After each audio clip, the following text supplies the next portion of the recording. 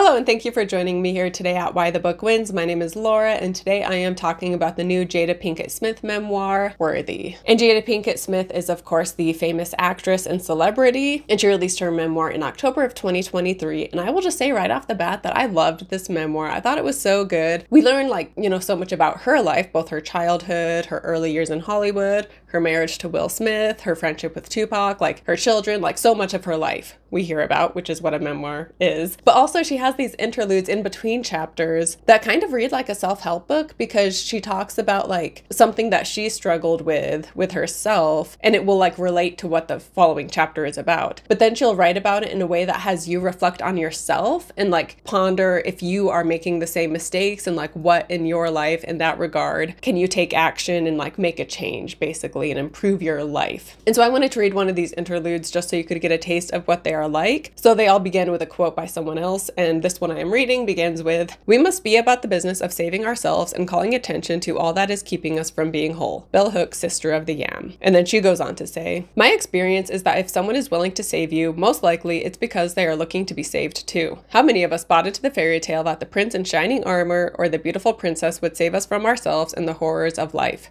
Me. We all buy into fairy tales to a certain degree because of centuries of being fed the messaging of what romantic love promises us. Permission to avoid self-responsibility by allowing someone to protect you while demonstrating how much they love you. Endlessly. Because if they really love you, they will know how to and be willing to rescue you from all the pain of life. What's crazy is that the beginning of most relationships feels so good that this false idea is validated as attainable. The desire to be saved is not limited to romantic partnerships, although they are a hotbed for revealing how unrealistic expectations can set you up for disappointment. You might want to ask yourself if there is a savior prince or princess in your life whom you may be unconsciously asking and expecting to save you. Are you expecting them to make you feel safe, feel cherished, feel worthy? Take a good look at any relationship dynamic that is in constant flux or has a lot of confrontation in it. Where could you be lacking self-responsibility and expecting someone to care for you in ways you are not willing to care for yourself?" And that one right there is actually one of the longer ones. I even kind of cut some out of it to shorten it, but that gives you a taste of what these little interludes are like, and I really loved all of them. And she also talks, right at the start of the book, how this story is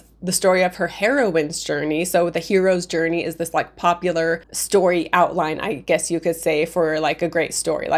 In movies and books, a lot of books follow the hero's journey. As the main character, the hero, is on his way to achieve something. But of the heroine's journey, she says, "The archetypal heroine's journey is less of a linear quest to go off and slay dragons and save damsels, as we know so well from the hero's journey paradigm, but more of a spiral out of chaos and into order, saving the damsel within ourselves, where each woman can learn how to be her own savior, and any man or woman, or any pronoun that fits, who loves her can learn how to support her in that. This then is a book about a woman's quest to find the power of unstoppable, indestructible love for herself, the key to true empowerment in the acceptance of the journey that delivered her there." So yeah, this, as she talks about her life, this is ultimately a story of her finding that self-love for herself, because, at different parts in her life, she had things that on the outside, it seemed like she should be happy, she was successful, she had a rich and famous family, she had amazing kids, and yet she didn't have the self-love she needed, and so it caused her to be very unhappy. And so it's about her journey to find that self-love and to feel that she is worthy of that love, right? Hence the title. And then yeah, in the book, we hear about her childhood. So both of her parents were addicts, and so we hear about that and how her relationship with them, how it changed throughout the course of the decades. Her mother did get sober, and then her mom was on Red Table Talk with her and her daughter Willow. However, her father did end up dying. She was an adult when he died. I forget how old, but he did end up dying due to his addictions. He would get sober and then relapse, sober, relapse. So he was kind of stuck in that cycle. But then we also hear about her grandparents, because they were a big part of her life as well. And then just growing up in Baltimore and growing up,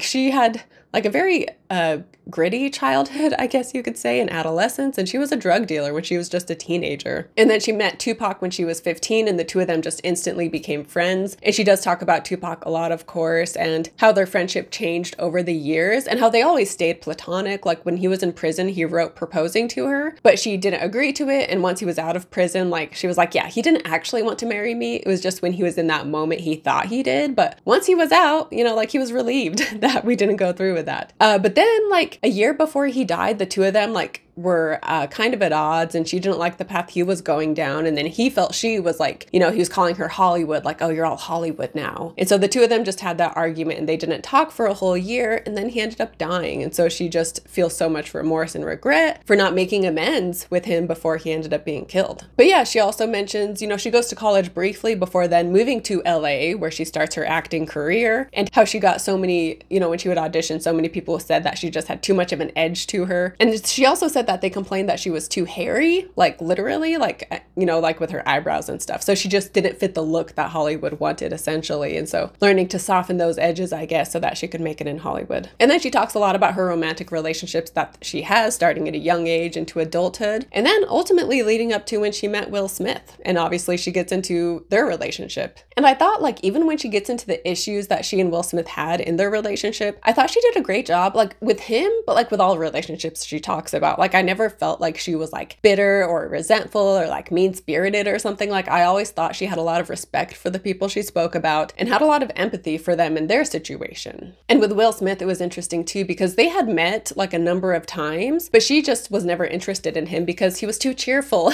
And she was like, you know, she wanted someone who was deep, who she could have these like thought-provoking conversations with. And she, because Will Smith was so cheerful, she like judged him, being like, he must not be that deep if he's that happy. But then when she got to know him and she realized that wasn't the case. And so I liked that she just realized, like, you don't have to be this like negative, moody, troubled person in order to have, you know, like these deep thoughts about life and the world, you know? And then starting in like the end of 2016, she and Will Smith ultimately decided to live separately. Like, they didn't want to get the media and lawyers and just all of that. They didn't want that involvement. And so they decided to present themselves as a couple, but that they were going to live divorced, essentially. And even during this time, like, I felt like even when they were separated, they still just had that love and respect for each other, even though they had their differences. Like, at the end of the day, like, they had shared so much of their life and they were still raising children together. And so I just really admire that. And I actually kind of liked that they decided to not legally divorce because they just didn't want the involvement of all these outsiders, right? So in some ways I kind of liked that. But she does talk about like her entanglement that she had with another man, and then the red table talk she had with Will Smith about this, which it was interesting because she says that that conversation that was aired did not go as planned, and that she called it an entanglement, not like cheating or an affair, because one, she and Will Smith were like living separate, so it wasn't cheating or an affair, but also Will knew about it. Like, she was keeping him informed. So it's not like he was shocked or surprised or something. And so just they had talked about how the red table conversation was going to go. But then according to her, once they were filming, like Will kind of going in a direction she hadn't expected, essentially, and kind of blindsided her and just being like, wait, what? She also said they recorded it late at night and that Will Smith, like, his eyes water easily. And so that whole section was pretty interesting, hearing her side of the story. But she also, of course, talks about the infamous slap at the Academy Awards in 2022. And I thought she was just so eloquent when she spoke about this. And like, it was like such a surreal moment for her. And she didn't even fully realize what was happening. Like, she thought it was a bit that Will and Chris had like,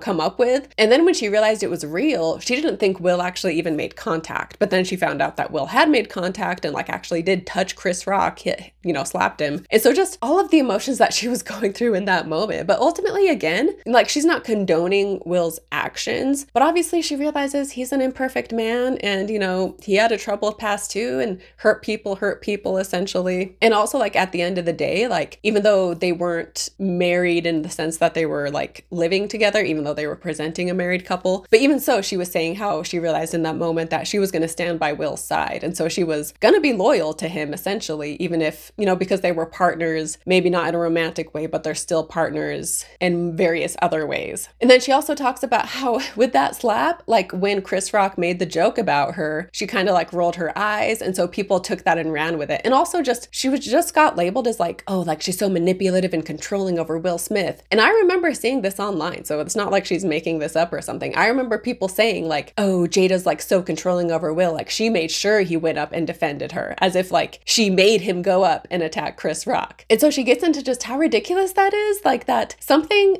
she just was sitting there. She literally did nothing. she was just sitting there and Chris Rock made a joke about her, and then Will Smith felt the need to defend her. So she literally did nothing in that situation, and yet people found a way to blame her. And again, this part, I thought she was it's just so well worded. I'm going to share what she says. Blaming the woman is nothing new, and I was clear on that. It is easy to spin the story of how the perfect Hollywood megastar had fallen to his demise because of his imperfect wife. The patriarchy depends on pinning the downfall of humanity on poor Eve. The Adam-Eve dynamic wasn't necessarily on display at the Academy Awards, but let's look at the context. Women are increasingly being marginalized in one way or another. What's sad is how many women have become the gatekeepers of this marginalization within the patriarchal construct and are fierce participants in the shaming and blaming of women. I have to point out, when a man, any man, commits a displeasing act, how bizarre is it that a woman can be fully to blame? How is it that a woman can be so irrelevant and so culpable at the same time? It's absolutely mind-boggling and quite a fascinating riddle. And oh my gosh, I love that section so much. First of all, like, how many times is there a situation where it is like a male versus female celebrity? And so often people take the side of the male and see the woman as just like this conniving, evil person who is just like manipulating him, which people say that of Jada, right? Like I was just saying how, like she was saying, that's why she brought this up, is because with the Academy Awards, everybody was just like, oh, like Will Smith is in such a toxic relationship with her and she's so manipulative and controlling and blah, blah, blah. And then obviously like a literal versus situation was Depp versus Heard when they were in court together, and so many people were on the side of Johnny Depp. And then it's funny too, because I just recently made a book versus movie video for the movie Priscilla about Priscilla Presley and her relationship with Elvis. And I have received so many comments from women who are defending Elvis and saying that Priscilla is just this horrible, sneaky, terrible person, as if they like know Priscilla and Elvis personally, right? Like, but they're just like so quick to hate Priscilla and defend Elvis. Which also reminds me of, I remember one time I was in high school and I was in PE, and there were like these two older women who were like helping out with the PE class. And I remember overhearing them talking about some lady who was married to one of the Beatles, and the lady like had spoken out, whatever Beatle this was, he had been physically abusive to her. And these two ladies talking about it were like, oh, how dare she? Like, she's lucky to be married to a Beatle. She shouldn't complain. She should just be grateful that he wants her and blah, blah, blah. Even as a high schooler, I was just like, what? Like, physical abuse is never okay. It doesn't matter who you are. And so it's just like so sad that women, like she says, you know, how many women have become the gatekeepers of this marginalization within the patriarchal construct and are fierce participants in the shaming and blaming of women. Which I know when I say woman with an A and woman with an E, they kind of sound the same. I'm trying to say them different, but my pronunciation, I don't know, women? Is that how I should be saying it? Women? Anyway, it's sad how so many women will berate and insult each other. And yeah, it's just so true and so sad. And anyway, get back to Jada Pinkett Smith. I just love that section so much. But she also talks a lot in this book, and I think this is the goal of her book, you know, is about, like I said, her struggle to find that self-love and that peace and fulfillment in her life. And she had struggled with suicidal thoughts and depression when she was younger, and then it flared up again when she was 40. And so she had this 40th birthday party, and she was just like feeling so miserable. And then she even like was going to commit suicide by driving her car off of Mulholland Drive, but then she like kind of was looking over the edge and she was like, ugh, like I'm worried